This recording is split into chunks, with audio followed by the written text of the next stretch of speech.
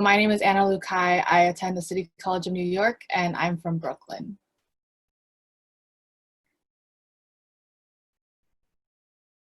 Tim, would you like to introduce? Sorry, my name is Timothy Hunter. You can feel free to call me Tim, and I'm a recent graduate from New York City College of Technology. Hi, I'm Jennifer Martinez. I'm an incoming freshman at New York University, and I'm from the Bronx. Hi, I'm Lauren Lee. I'm an incoming sophomore at Stuyvesant High School, and I'm from Brooklyn. Hello, I'm Alexa Buchanan, and I am a rising senior at Frank Sinatra School of the Arts.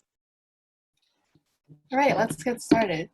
Okay, so to begin, I think it's a good idea to kind of start with a timeline and history of voter suppression and changes in elections in New York City. So here we have a timeline from 1846 to 2016. And of course, it's not all inclusive, but it does give us a short glimpse into almost 200 years of voter suppression in New York City. So as you can see, oftentimes voter suppression is rooted in preventing particular groups from voting. So for example, in 1846, it was clearly Black men, and of course, Black folks are still heavily disenfranchised to this day. And in 1908, it was the Jewish vote. And in 1921, the New York State English literacy tests largely hurt Puerto Ricans who could vote, but whose first language was not English, but Spanish instead. And in more recent times, we've seen large voter purges of hundreds of thousands, even very recently in 2016. So what this has shown us is that even today, with the pandemic and the primary election that happened in New York City and absentee ballots, many voters cannot get their hands on their ballots, or their ballots did not count. So these are prime examples of how these issues of voter suppression or just issues regarding elections are still incredibly prevalent today, and how they still need to be addressed and fixed.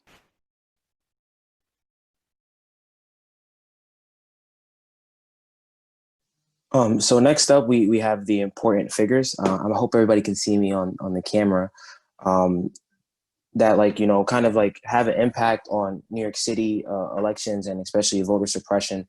Number one, we have State Senator Zelnor Myrie, who's the State Senate Chairman of the Committee on Elections at the New York State. He represents a Senate district in Brooklyn, kind of like central Brooklyn area. And he was also recently elected in 2018 elections after unseating a member of the IDC. He also introduced and passed early voting in New York State. For those that have voted in the last, Democratic primary, people had the option to not only vote on election day, but also vote before election day, up to a week. I think that they had, opportunities to kind of go out and vote, and it helped a lot. Even though it was passed last year, because especially this year with COVID, a lot of the people were worried about what going outside to kind of vote meant. So many people going to the polls on election day. It's super important that there was at least some sort of a way to space out the amount of traffic, going to and from the polls. So Senator Myrie and those members of the state legislature were instrumental in getting that passed. And he also recently introduced a lot of comprehensive voting reform. I know we were kind of tracking, automatic voter registration and online voter registration as progress through the state Senate and the state assembly. But there's also more comprehensive voting reform, which has now been named the John Lewis Voting Rights Act in New York State. And if you have a chance, you should definitely take a look at it. It touches all angles of voter suppression in New York. You'll hear a little bit later from one of the interviews that we did with another state elected about the impact that had, in our report that we have here today. Next slide, please.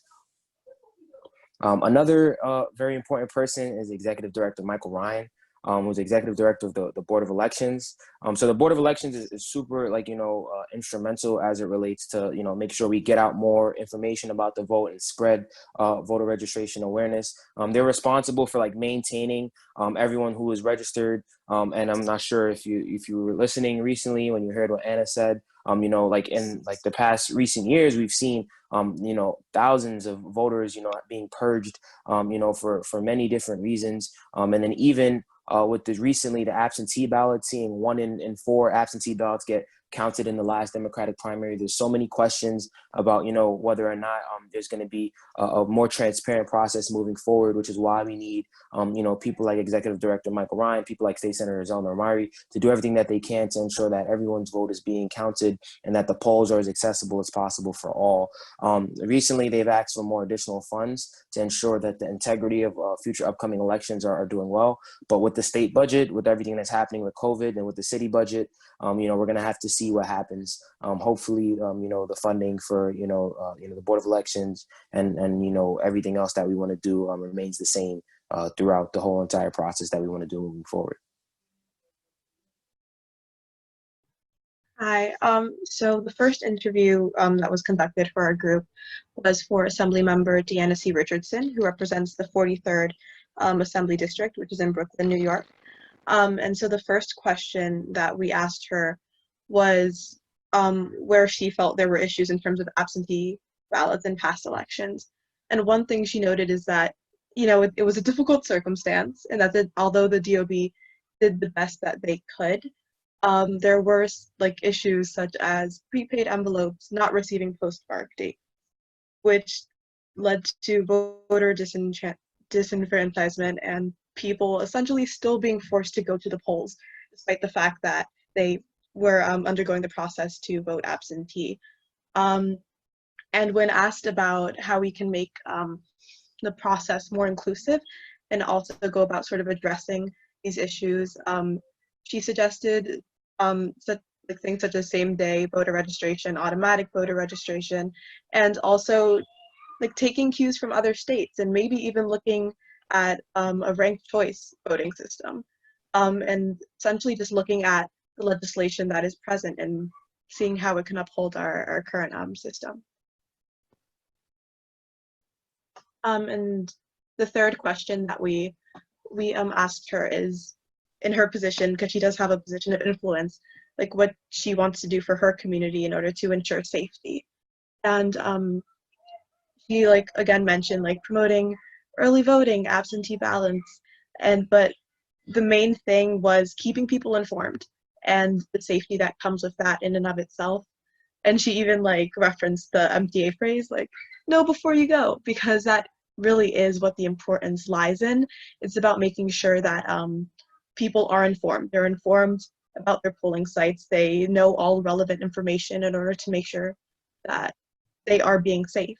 And the last thing that she said, I feel really kind of gets this point across. We want voting to be quick but efficient this year, and I hope we learn from our mistakes in the primary. Essentially saying that even though we want to push for turnout, we want to push for people getting their voices heard, it's also extremely essential that we do so in a way that is safe and that is conducive of a good environment for everyone involved. And then the second interview that we decided to include in our presentation was one for councilmanic aide for council member Carlos Menchaca, so not him himself, an aide. So it's also important to note that these views are not necessarily reflective of his exactly, but rather someone that works with him. So the first question that was asked was how immigration relates. There are kids in the back. How immigration relates to elections. And one thing that was noted is the importance of having immigrant voices being heard and the relevance of them and the different ways in which we can do that. And some ways that people may not exactly immediately think of, which one is the participatory budget, which does get allocated to community resources, and how that's sort of an indirect way of having your voice heard in what is done in your community. And also his influence in terms of influencing different candidates and sort of garnering support, and how he can use that influence he has to push forth for change. And then the second question that was asked was in general what his office can do to encourage voter participation. And I think this is something that is important and also ties back to something that Anna said earlier, because voter suppression often impacts communities of color. And minorities. And one thing that they said that the office does is keeping voter registration forms in multiple languages, and how that's sort of important in terms of inclusivity and making sure that there's outreach, on a level that sort of touches on and goes towards multiple communities. And then the last question that was posed is there anything you believe City Council can do to encourage better voter participation and turnout and improvement? And one thing that was noted is social media, which I mean is important in our day and age, and how that can affect outreach and getting people to be more involved, but also remembering that not everyone has access to these things. Not everyone is privileged enough to have access, and sort of like how we can go about promoting access and promoting turnout in a way that's inclusive of everyone.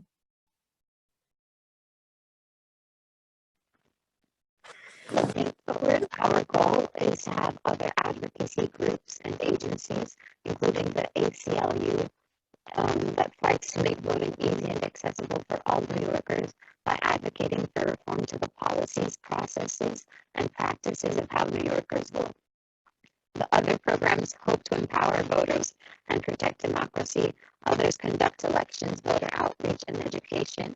Meanwhile, Let NY Vote fights to improve our elections by making registering and voting more accessible and equitable for every eligible New Yorker.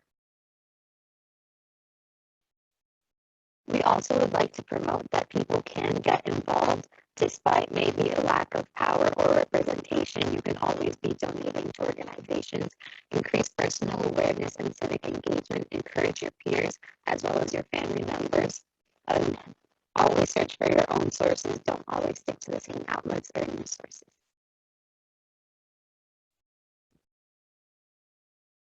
And thank you for listening to our presentation. Awesome. Thank you so much. What an amazing way to start off.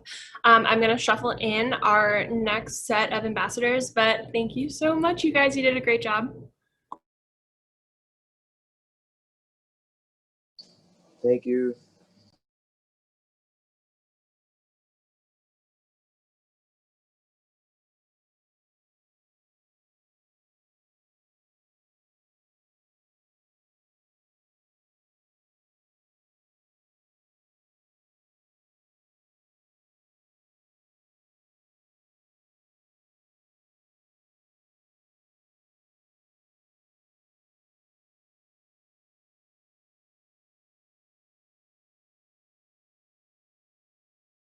All right, we have our next group ready to go. So take it away.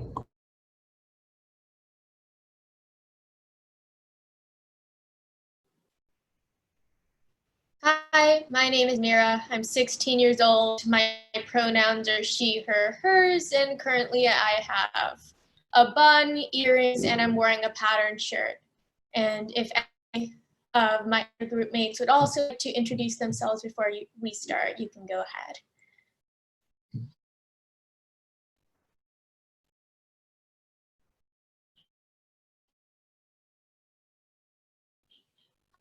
Hello, I'm Joshua Lee. I'm from Burke College, I'm a graduating senior, and I'm also a Queens, New York City, We Power New York City Ambassador.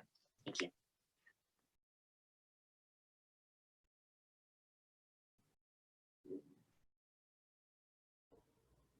I think you can go ahead, Mira. Okay. Just as a reminder, every group has 7 minutes for their presentation. So I'll let you know when you guys have 1 minute left. Okay, we actually pre-recorded it, and Vladimir is also part of group 4, as well as Karis, who helped contribute to the local positions part of the project, and will be working on the paper with myself.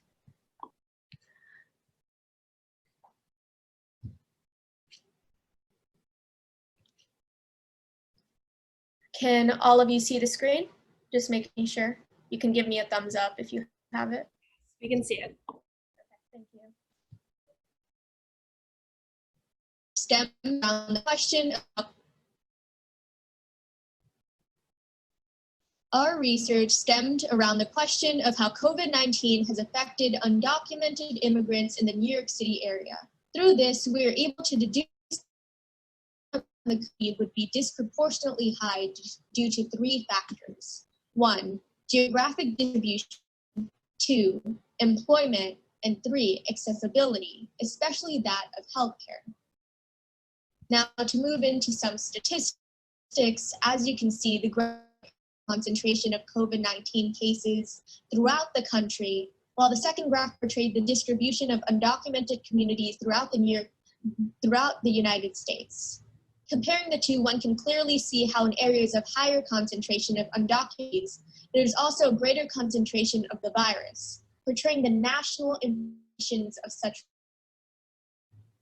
Now, the timeline, you can see the way in which COVID-19 had affected the lives of undocumented immigrants in the span of months. Starting in March, already numerous undocumented immigrants in the community were at risk of not being counted in the census, and later when many businesses were shut down, except for those needing essential workers. And now, second part of the timeline, at the later end of the spring and moving into summer, Mayor de Blasio announced a COVID-19 relief program to aid immigrant workers, though it didn't start so immediately.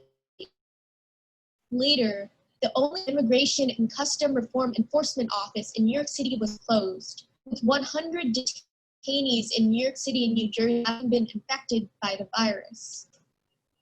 For some challenges, during isolation, it has become difficult for numerous undocumented immigrants in healthcare. As though advocacy groups have been working towards the issue, COVID-19 and lack of accessibility, it is difficult to reach everyone.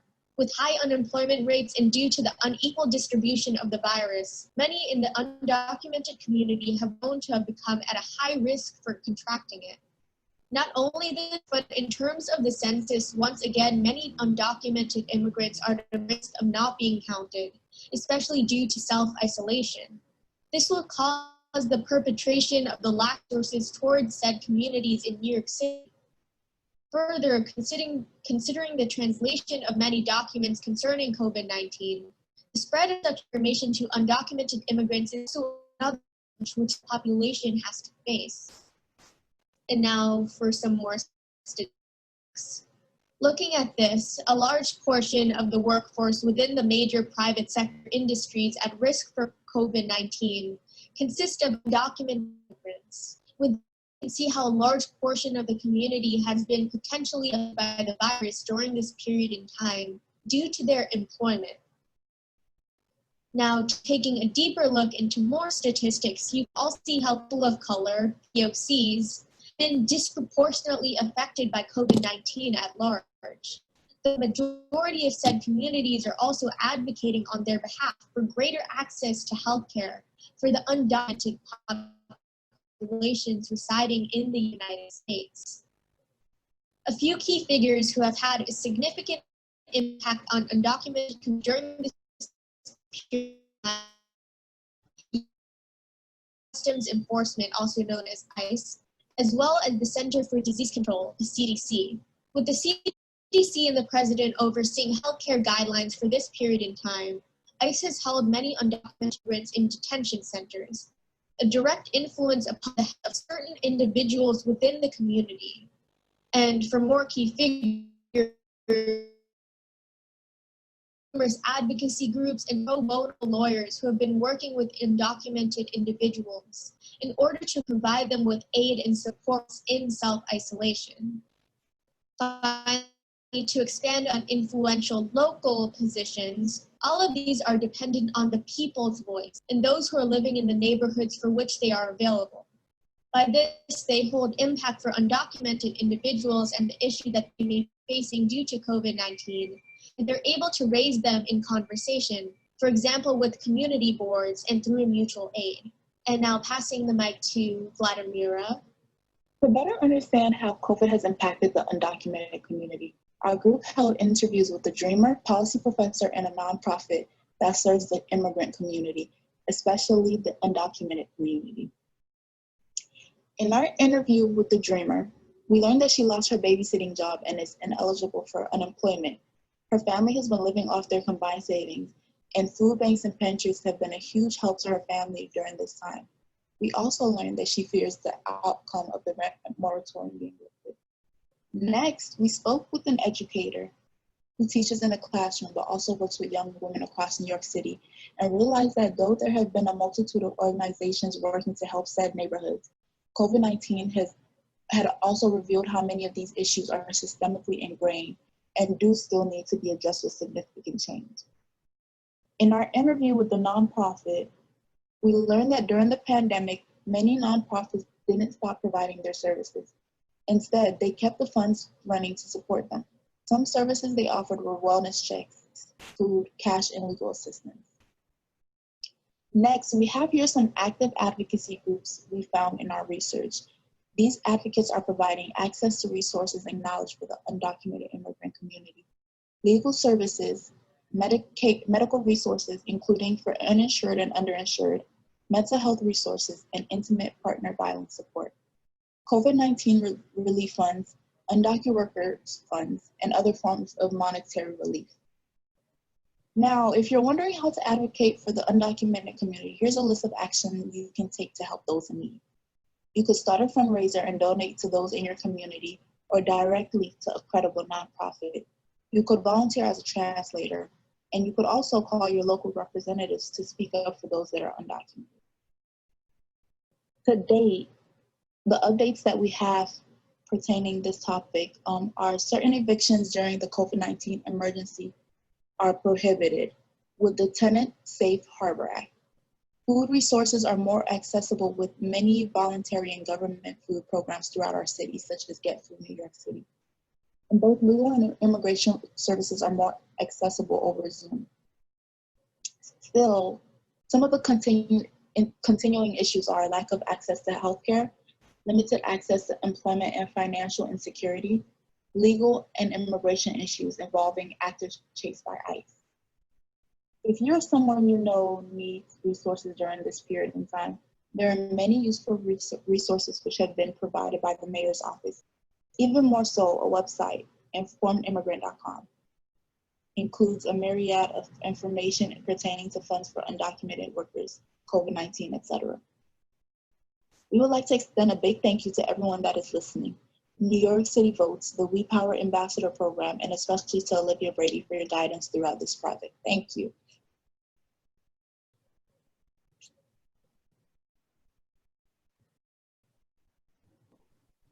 All right, thank you so much. You guys did an amazing job. Next, we're gonna hear from group 5. So thank you so much. Bear with me while I switch people out for a second. Thank you.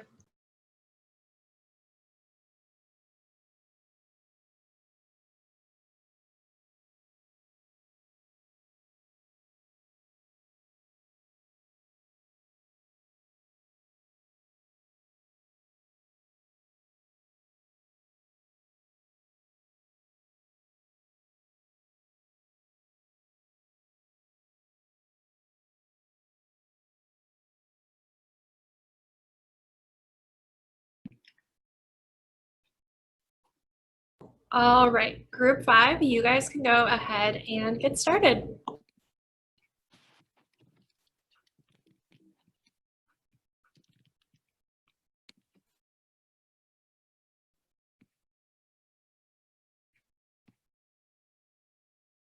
Is that working for everyone? Can we see it? Yes, we can see. All right. And also, I will give you a reminder when you guys have 2 minutes and then 1 minute left. So timer starts now.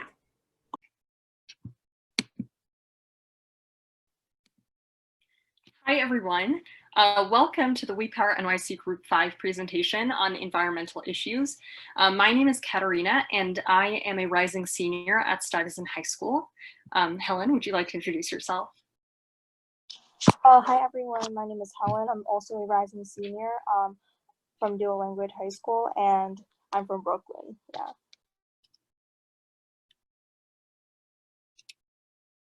Cecilia?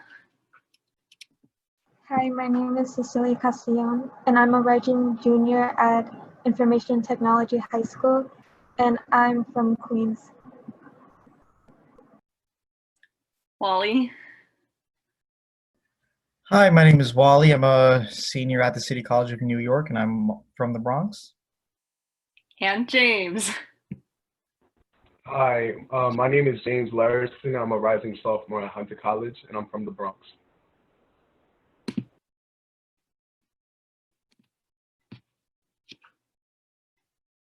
Now I'll pass it off to Helen for our introduction.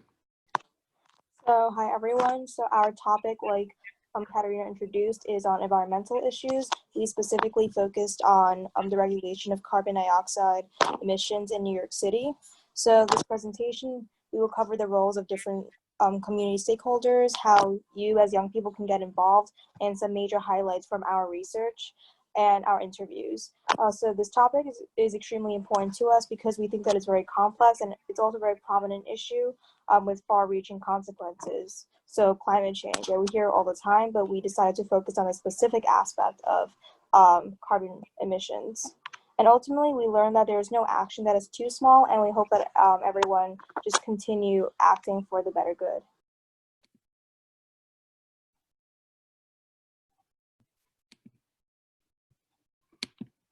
So here are some of our group timeline highlights. We have a couple of different items that are not included here, but here were some of the major ones. So the first one was about the Parks Commissioner of New York City, Robert Moses. You probably remember him from the documentary screening. And so we wrote a little bit about his methods for organizing different neighborhoods. And the second was the opening of the Triborough Bridge, which had a lot of health consequences. We additionally wrote about the Department of Transportation installing more than 100 miles of protected bike lanes around the city. You may have seen them in your neighborhoods, and they're definitely a very interesting addition to our city's landscape. In 2018, we had the New York City Mayor's Office Climate Policy Program, which pledged to reduce CO2 emissions by 80% by 2050. And finally, we wrote a little bit about in 2019 when the MTA debuted its first fleet of all-electric buses on the M14S BS route. We were talking about how the MTA also has stuff to do with the CO2 emissions, so we felt that that was definitely an important addition. So to talk a little bit about the roles of different community stakeholders, the mayor essentially sets the key priorities for the city, which are later executed by different agencies that ultimately report back to him. And since his election in 2014, Mayor de Blasio has set environmental conservation and limiting the effects of global warming to be some of the city's key priorities. And so moving on to the city council passes legislation that affects New York City residents and ensures that the city agencies that we'll talk about a couple slides from now are completing their goals effectively. One of the committees on the city council, which is the Committee on the Environmental Protection, specifically works on legislation concerning environmental issues. So the district attorney oversees criminal justice, but this isn't always directly related to environmental concerns. And then the borough presidents advise the mayor on the issues and priorities of each of the boroughs. And some of the borough presidents have taken it upon themselves to organize their own initiatives locally.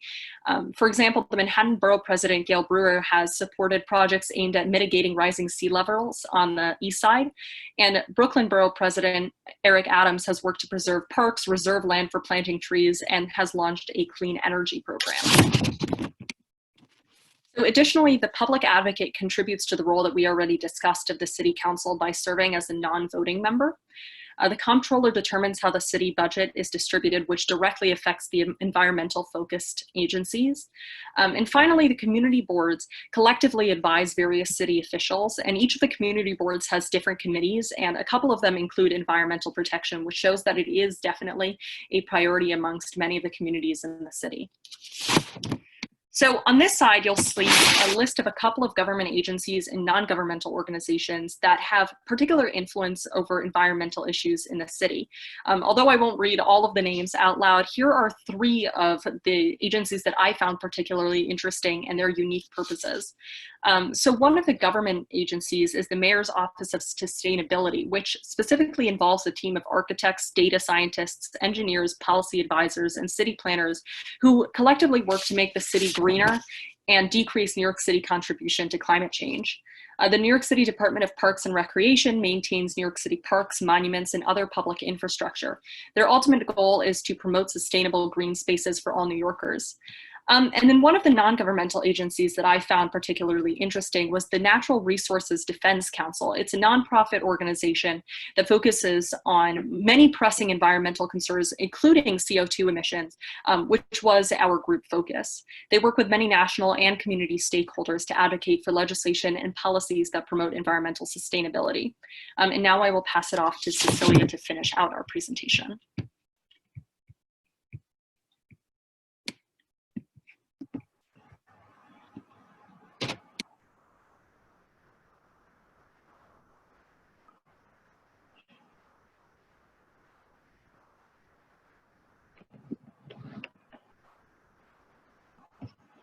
Hello.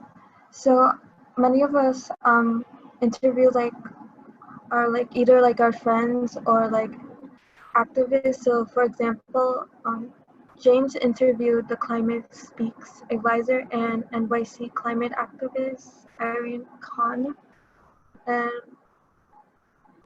another one is I interviewed one of my good friends, Stephanie, who said if everyone generally cared about making it fair, then they shouldn't mind working with others, different people to change not only the neighborhood but also their environment. As well as Katrina's interview, she interviewed a NYC climate activist, and she said the biggest thing individuals can do is to be more sustainable and is cutting down on waste. That can be really difficult since there's so much waste in packaging and shipping. And Helen interviewed an NYC student in public school. The brief halt in activity decreased emissions for the city and allowed for a temporarily decrease in environmental damage. I definitely felt like the environment has been clearer than before.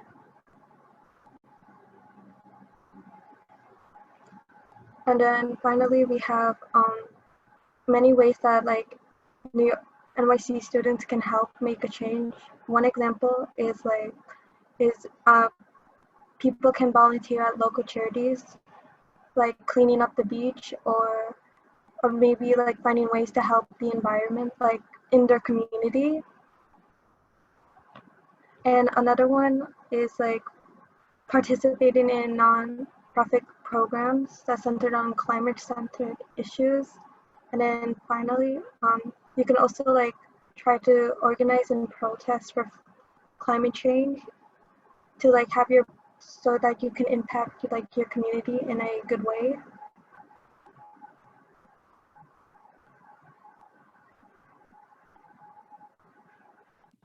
So thank you so much for listening to our group. We hope you learned a little bit more about environmental concerns in New York City and how different city agencies and nonprofits attack the issue of CO2 emissions. Ultimately, I would just like to go back to the previous slide, which I don't think I can, unfortunately. But what our group said at the beginning about ultimately taking small steps is really what we learned from this project. There's a lot an individual can do other than voting to contribute to alleviating environmental issues from the city. And I think that that's a really key takeaway.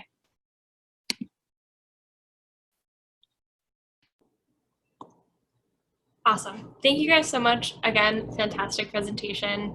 I'm going to go ahead. I already put the next group in, so you guys can go ahead and start whenever you're ready. Let me know. I'll set the timer and I'll let you know when you have 2 minutes left and then 1 minute. Sound good? Great. Okay.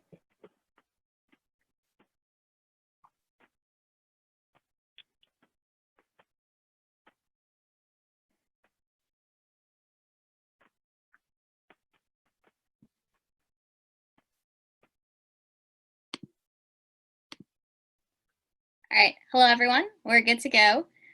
We are group 2. My name is Anne-Marie Gaidosh, and I'm joined by my colleagues Talia, Maya, and Leah. Today we will be presenting research on urban planning and affordable housing in New York City, as well as the role that our elected officials play in making policies related to these topics. So what exactly is urban planning? Urban planning influences humans' interactions with one another and the natural world. Urban planners intentionally shape many key areas of our society, including transportation, housing, and public spaces like parks. Its goal is to guide the development of a city or town in order to enhance the welfare of residents by creating fair, efficient, healthy, and attractive environments. With this area of expertise comes immense power, so urban planning is often impacted by political movements and policies, especially since urban renewal and city planning are important societal concerns in cities like New York City. However, when urban planning decisions are made by the wrong people, they often lead to marginalizing low-income and underprivileged communities, as seen through the practice of redlining in New York City in the late 1960s. This discriminated against residents of Black communities. It's important to be aware of these practices when voting for various elected officials who impact decisions related to affordable housing.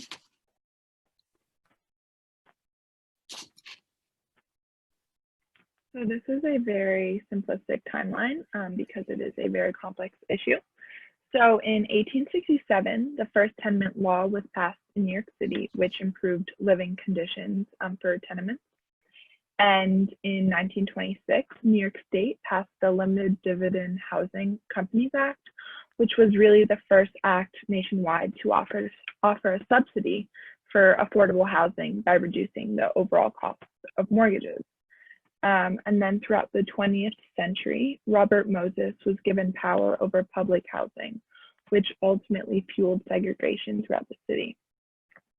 In 1965, Congress created the Department of Housing and Urban Development to address housing and subclearance on a federal level. And 3 years later, the Fair Housing Act was passed, which outlawed housing discrimination. For the next 20 or so years, affordable housing was developed throughout New York City. And in 1985, Mayor Ed Koch at the time announced the 10-year plan for housing. It was originally a 5-year plan with a budget of $4.4 billion, but it was later extended to 10 years and a budget of $700 million. So that plan was ultimately to build or renovate about 100,000 apartments for those in need. And the mayor at the time had the goal of going beyond renovating apartments. He wanted to redevelop the neighborhoods that were destroyed by violence in the 1970s. Since then, government funding has been significantly cut, which has kind of made affordable housing less accessible to those that need it most. Yep.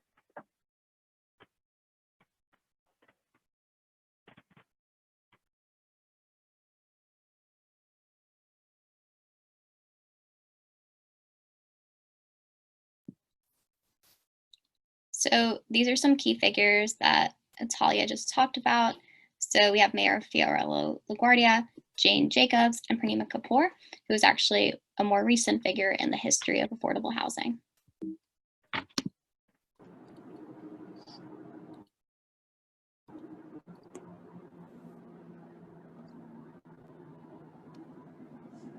All right, so after that brief interruption with technical difficulties, we're on to our local officials.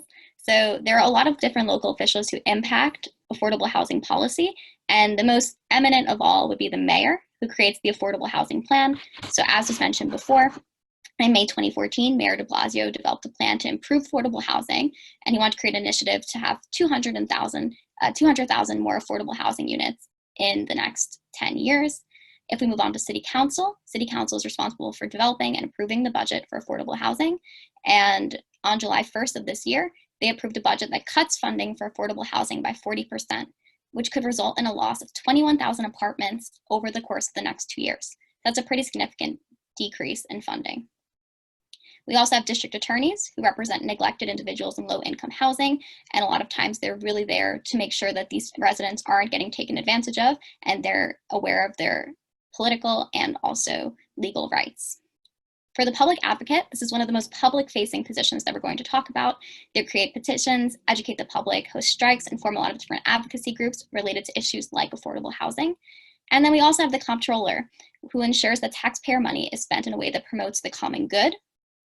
In November 2018, New York City Comptroller Scott M. Stringer advocated for helping 580,000 New Yorkers by giving more money for affordable housing. So another way that we can look into this or kind of analyze this information is that there are a lot of different officials that we're voting for, and they have a really strong impact on the way that funding is spent for affordable housing. So it's really important to be aware of what you can do and what your vote represents when you show up to the polls. So what needs to improve? We need more transparency and less bureaucracy. The list that we just showed you are just a few of the names of the people who impact policies related to affordable housing. But a lot of us aren't aware of these people. From our group ourselves, we weren't even aware of a lot of this information until we started researching and diving deeper. And if we connect that to civic education, we think it's really, really important for students and young people in general to have a better understanding of these positions and what people in each of these positions represent and what they can do in their positions. With that, it's also really important to show up and vote and make sure that you're exercising your vote and sharing your voice related to these topics. So how do you get involved? A, petition your elected officials. You can do this on social media. If they don't have social media, you can just do a quick Google search and look for information on their websites where you can email them or contact them by phone. It's also cool or a good way to make your voice heard by volunteering at a government agency, kind of like how we're doing with New York City Votes. So there's always a lot of outreach available for individuals who want to take that next step and kind of get more involved. Another great idea is joining a community board. So there are community boards in each neighborhood that individuals live in New York City, and they have meetings where you can show up, they're open to all, and you can even apply for a board position. And these meetings are very important because when land is attributed to affordable housing projects, elected officials often attend these community board meetings to kind of showcase their agendas and see how public opinion and how individuals will react to this. So it's a really good jumping point for learning more information and also sharing your voice before policies are actually implemented. And last but not least, we are all New York City Votes ambassadors presenting our projects today. So obviously we want to tell you that it's important to go out and vote, not only in federal elections, but especially in local elections, because these are the individuals, just like we just talked about before, that are really making a strong impact on affordable housing policy and other areas of urban planning.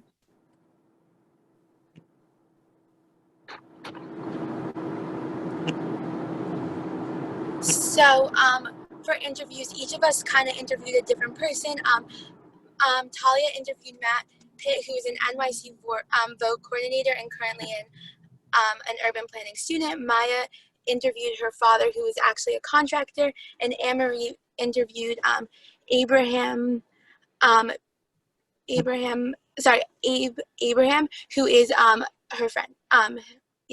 Her friend. So basically, kind of like two of the main points that we got from each interview is that when the city's deciding where they're putting urban planning, they take into account everything. So anything they take into account, and it's like a whole collaborative thing. It's not just the mayor. It's like really everyone collaborates. And then from a youth perspective, we think that it's really important to stress how most youth don't understand really how do you apply for affordable housing, or how do you qualify for it. So I think it's really important to kind of maybe schools to have a civic engagement course where students learn about this, so everyone can be a more well-rounded citizen. And yeah, here's a quote. So NYC high schools should create a class or a club where students can learn about public-facing societal issues such as affordable housing, and we think that's super important for everyone to kind of understand what really affordable housing is.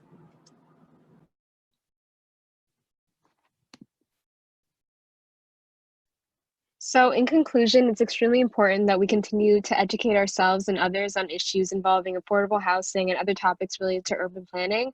By educating communities and getting involved in advocacy groups, we are able to ensure that these areas are safe and supportive, and that all New Yorkers have full access to adequate living spaces. Thank you so much for listening to our presentation. Thank you. Have a good night.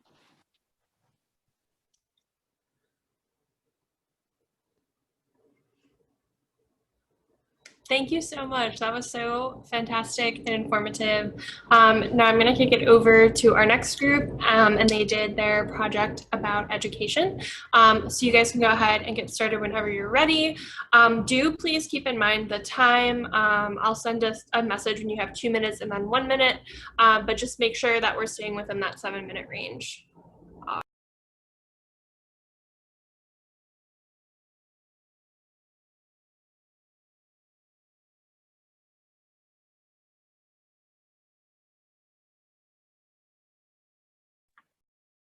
Hi everyone, I'm Marissa Cronin and I'm part of Group 6. Our topic was education and more specifically segregation in New York City high schools. I'll pass it on to Mushfiq to introduce yourself.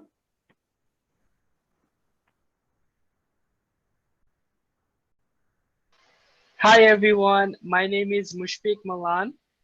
I'm a high school senior from Martin Van Buren High School, Queens, and I'm also living at Queens, New York.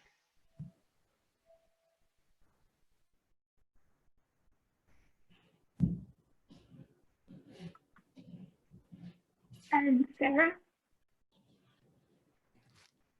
Hi everyone, my name is Sarah Fofana. I am a student at John Jay College of Criminal Justice and a Manhattan resident, and most importantly, a We Power NYC Ambassador. Can you guys hear me? Oh, Yes. okay. Next slide, please. Right, so today my group mates and I will be presenting basic background information on New York City schools and segregation, interviews with students and teachers, selected officials who have had a role in shaping our system. We'll also be discussing history, local elected appointed positions, current activism, and how you can get involved. Next slide.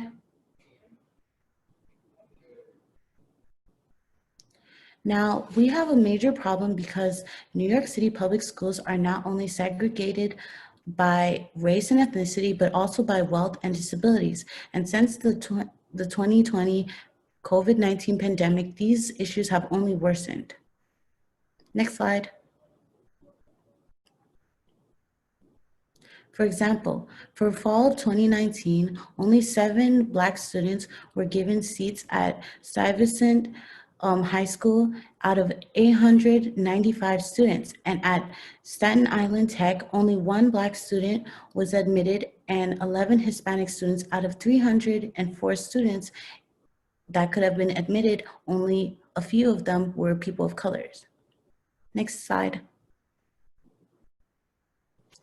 Now we'll be going over some demographic breakdown and some background information we've gathered from the New York Council of Findings. Next.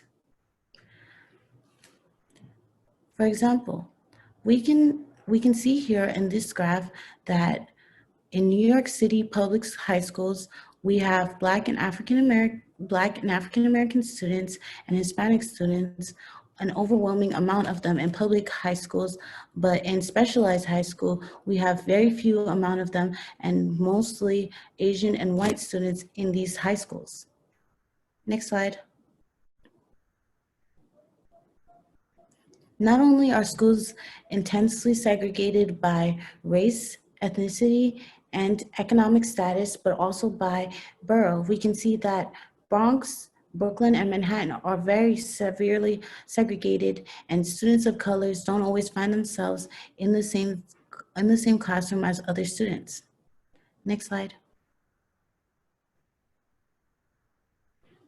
Not only do we find that students of colors don't find themselves in the same classrooms, but these students also happen to be victim to poverty, as we can see that Black and Hispanic students, almost all of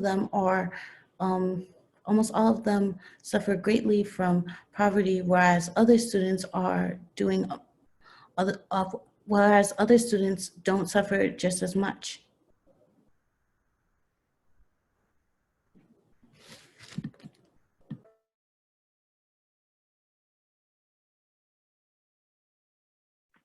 Mushfiq, you're up. So now we have conducted some interview with different people. First interview I have taken is from Queens High School student, which is one of the most diverse educational district in the whole New York City. In my interview, I asked the question, have you seen segregation? Without any hesitant, the student from that school, he said that he have seen that very often, even though that school was lagging 5 years ago, but now that high school is getting very developed. Their graduation level rise, and then they have also improved a lot in every perspective, but they didn't get enough funding because of the segregation, and that school has a lot of African American students. That's why they are getting less funding. Then another interview conducted by Marisa Corrine with the specialized high school student. Even they have concluded that admission of the high school students should be more diverse, and that should be free from segregation. The Stuyvesant High School only admitted 7 Black students 1 year. That's a surprising number.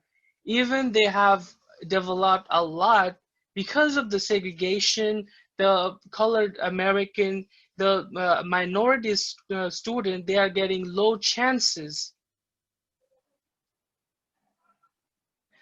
Then another interview conducted by Mikaya Delusa, for a student from, no, it's a teacher from Bronx High School. She conducted, and she have also revealed that the segregation in New York high school student is a long term. New York City, as a New York City teacher, she thinks that the admission council, the classroom, and overall the environment should be more diverse, and the officials should take care about it so that the whole school can, everyone from every high school can get the same opportunity. Now we're going to talk about some key figures and some influential people. First key figure is Richard Carranza. He's the New York School Chancellor, and he also stated that the importance of having a diverse school system, and it should be an equal opportunity for everyone. Also, Mike Bloomberg, who was a former New York City mayor, under his leadership, the number of screened high schools doubled. And also John Calandra and Burton Hatch, they are the co-sponsor of 1971 act that required NYC high schools to admit solely on a specialized exam, which is called SHSAT. And Just also, to let you know that you guys are pretty much out of time, so if you could start wrapping up soon, that'd be great. Thank you. And our current mayor, Mayor de Blasio, has also gone back and forth to support the specialized exam. His son also graduated from Brooklyn Tech. Next, please. So I'm going to very quickly go over the history. Next slide. So one of the major historical events was Brown versus Board of Education in 1954, which kind of struck down Plessy versus Ferguson, which the ruling was separate but equal. And Brown found that it's not actually equal, but still in 2020, we still have segregation in New York City high schools. Again, with the timeline, in 1905, Plessy versus Ferguson, and then followed Brown versus Board. In 1964, 400,000 elementary school students staged one of the early protests for integration. In 1971, there was the Heck-Landra Act, which sustained that the SHSAT is the sole factor in admittance for specialized high schools. And then in 2011, Mike Bloomberg, the then mayor, overhauled all these dense struggling high schools, and he broke them up into a bunch of smaller schools. But that actually had a back effect. Local positions that affect our education system. We have the mayor, who has no mayoral accountability. He has basically the most control over the school system. There's the city council, which we have committees on education that could pass legislation towards desegregating schools. District attorneys can have involvement with the school to prison pipeline, which influences segregation. The public advocate is our government watchdog, and the New York City Comptroller oversees the finances of the city. There's also community education boards or community boards, and they're elected representatives that serve between schools and chancellors.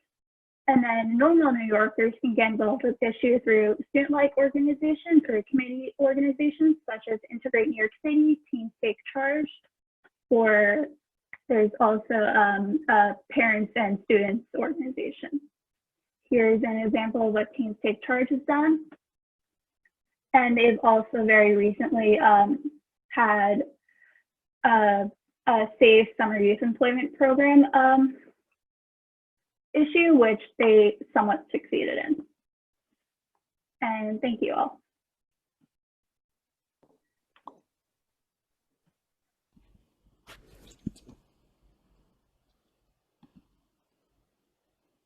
All right, thank you so much for sharing. So next up, our next group can go ahead and get started whenever you're ready. Again, please just be mindful of that 7-minute timer. We do have folks who need to get to class. But again, thank you so much. Group 1, whenever you're ready to go, you can share your screen and I'll start the timer. Hi, I'm sorry, I'm just trying to, something is getting messed up, but I'm figuring it out. Marissa, I think you still have can you unshare your screen? Thank you. Okay, let me try and see if it works now.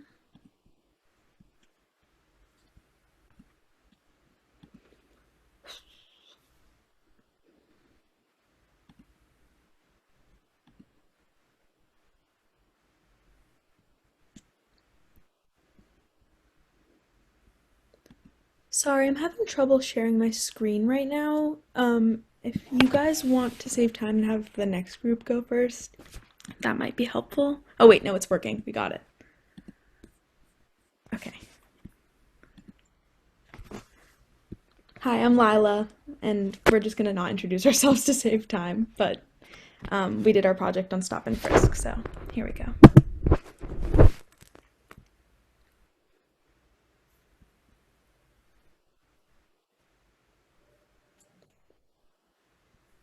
Is Amira on the call? I can take over. It's totally fine. I don't think she's on the call, so I'll take over. So we did our project on New York's history of stop and frisk. Stop and frisk is was a policy that the NYPD used to unfairly, basically racially profile people, and what they would do is they would stop you if they basically had any suspicion and then search you, and that was the process. So Sarah, if you want to take over.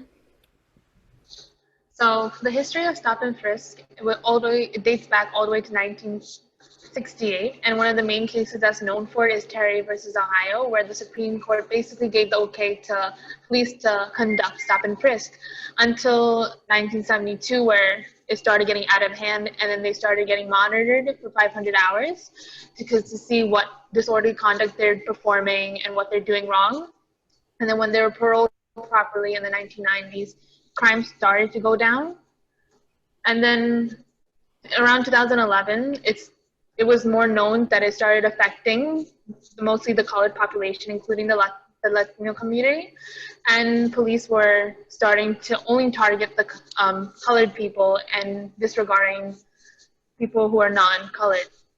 In 2013, the federal district judge Shira, she basically stated that it started being unconstitutional because, again, it started, according to the data, it started only targeting people of color, and it hasn't still prevalent in recent times. In 2019, almost 300,000 stops were made, and majority, 80% were colored.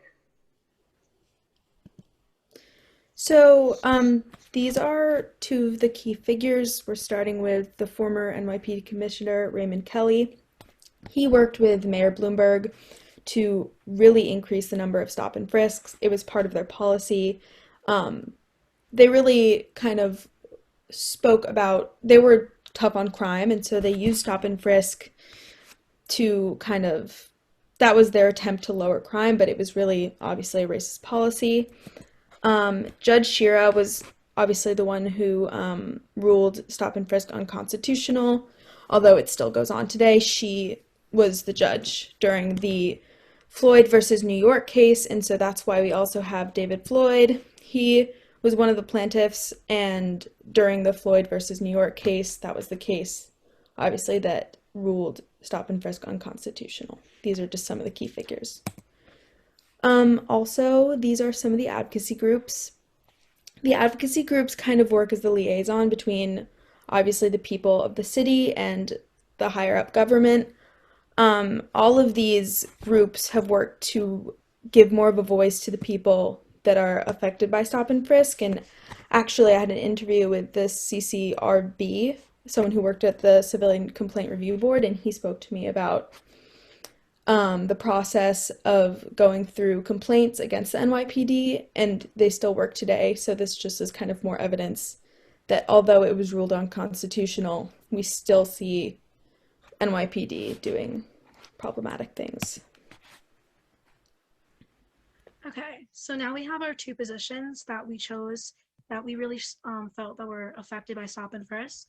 So the first one is the public advocate, and they are our voice in government because we voice our concerns to our public advocate for them to help us be connected to our local government.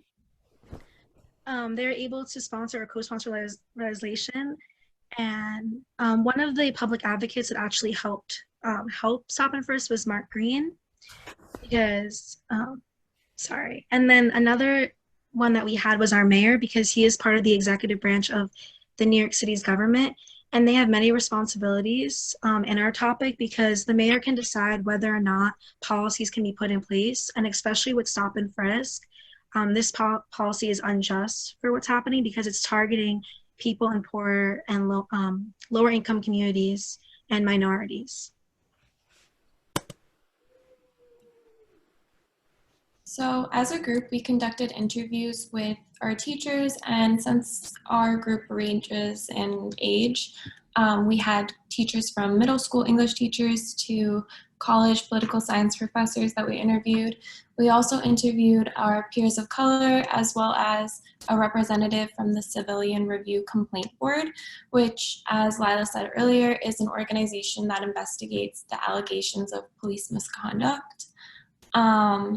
And from all of our interviews, the consensus was that the stop and frisk policy is problematic and rooted in bias.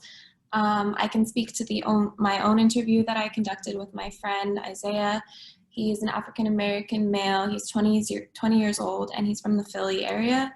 And it was really interesting getting an outside of New York perspective on stop and frisk, because he had heard of the stop and frisk policy, and even in an entirely different city, it has a bad rap. People know that it's rooted in bias and prejudice and racially charged.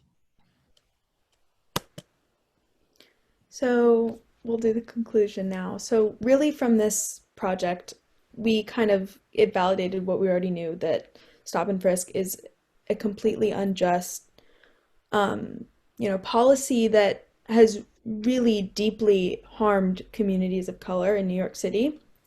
And although, we learned, of course, it was ruled unconstitutional, although there's still cases that continue today, even though it was ruled unconstitutional. So I think that this was a really eye-opening project to do. And yeah, sorry, this is not my original slide. I think that what we know now is that it's really important to just educate, especially our white peers, about this, because it's something that they should be aware of and should be fighting against too, and should be protesting and all those things. Okay, so we're excited. Thank you very much for listening. This is our project. Thank you guys so much for that. Up next, we have our very last group going. Just give me a minute while I switch everyone in. They'll be talking about gender and queer justice in New York City.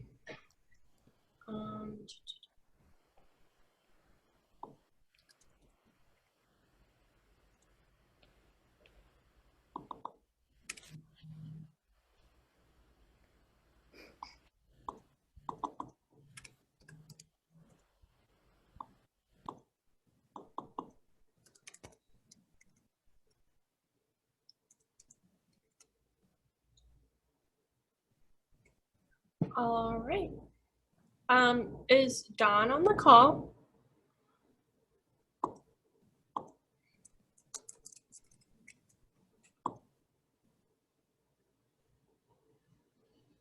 Okay. Lila, can you stop sharing your screen?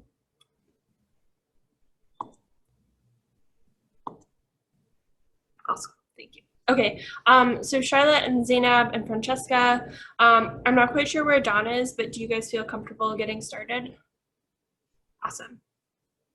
All right, whenever you're ready, and again, I'll give you a 2 and 1 minute warning.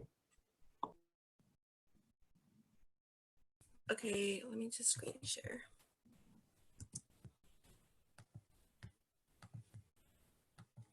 Okay, can you guys see my screen? Yes, we can see it. Okay, my name is Zainab Jabeen, and I'm working with Charlotte, Dawn, and Francesca on our issue. We're group 7, and we were assigned gender and queer issues. From that, we focus on reproductive justice in New York City. So you might be thinking, what is reproductive justice? Well, the reproductive justice movement was created as a response to the pro-choice movement, which struggled to fully and completely support all people's decision to their rights. Reproductive justice reveals that one's ability to live out their rights and access to necessary reproductive health services is shaped by prominent injustices in society, such as lack of education, poverty, sexism, gender identity, racial discrimination, etc. We are also aware that such burdens disproportionately falls on marginalized women and queer folks. Components of reproductive justice consist of the rights of people to have the children they want, raise the children they have, plan their families through safe legal access to abortion and contraception, and express sexuality without oppression of any sorts. So when we're talking about reproductive justice, it's very important to acknowledge the unfortunate history of eugenics and forced sterilization of many marginalized populations. We saw Margaret Sanger, who was the founder of both the original birth control clinic, which then went on to become Planned Parenthood, and she was known to be a eugenicist. That history then takes us to 1973 when Roe v. Wade was passed, and it's also important to acknowledge where the term reproductive justice comes from. It was coined by a group of Black women in Chicago who thought that the second wave of feminism and the women's liberation movement did not adequately represent all women, including women of color and trans women. In recent years, we've seen some legislation that supports reproductive justice, including a law in New York City that prohibits employment discrimination based on individuals' reproductive health choices. And recently, we saw student activists from the Young Women's Leadership School of Astoria, Nicole Sora and Maya Abdul-Wahab, successfully lobby the DOE to have menstrual products be distributed at meal sites and in the future when schools reopen at DOE schools. So when discussing reproductive justice, we should also consider significant figures that have had an impact one way or another. On our left is Jane Roe. The Supreme Court's decision in Roe v. Wade represented a watershed moment that cemented a woman's right to choose whether to have an abortion or not.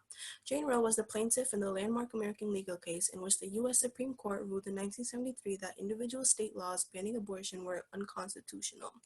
On our right, as mentioned before, is Margaret Sanger, a racist and a eugenicist who wanted to promote family planning to prevent the reproduction of undesirable people.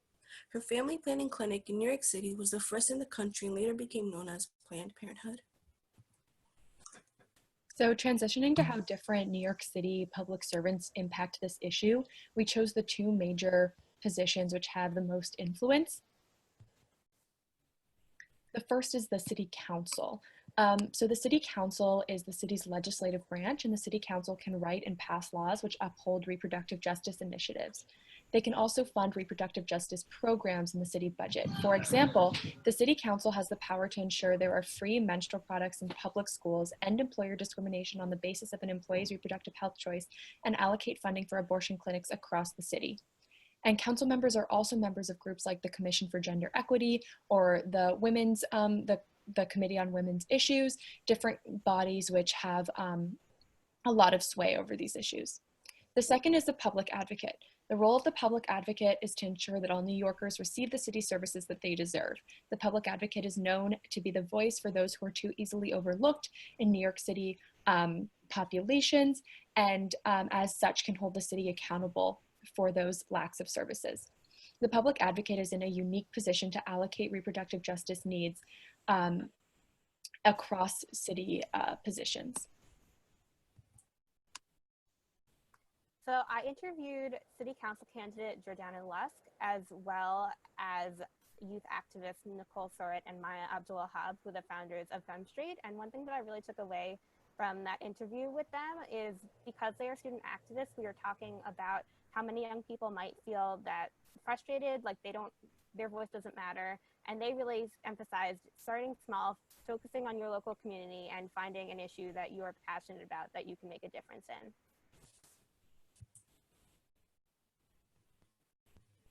So I interviewed a New York City public school teacher who basically said that these issues change over time, and as such, schools have to change to be the most comfortable places for students to thrive and learn in the environments that they all deserve.